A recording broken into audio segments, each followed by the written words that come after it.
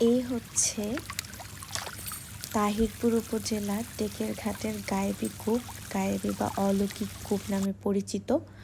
এই কূপটিকে অলৌকিক বলার কারণ হচ্ছে সাধারণত কূপ হয়ে থাকে মাটির উপরিতল থেকে অনেকটা গভীরে, অনেক গভীর পর্যন্ত খনন করে একটি কূপ তৈরি করা হয় কৃত্রিম উপায়ে। কিন্তু এই কূপটি মাটির উপরিতল থেকে সামান্যতম গভীরতা থেকেই সম্পূর্ণ প্রাকৃতিকভাবে পানি ওঠে।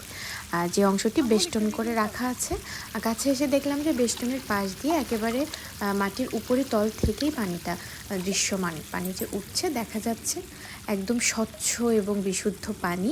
এলাকার মানুষের বিশুদ্ধ পানির সরবরাহ হয়ে আসছে দীর্ঘদিন যাবত এই কূপটি থেকে।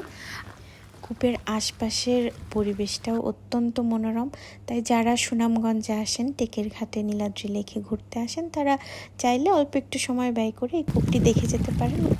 টেকেরঘাট বাজার থেকে হাতের বাঁয়ে ঈদগাহ সংলগ্ন যে রোডটি, ওই রোডটির মাথায় গেলেই কূপটি দেখতে পাবেন।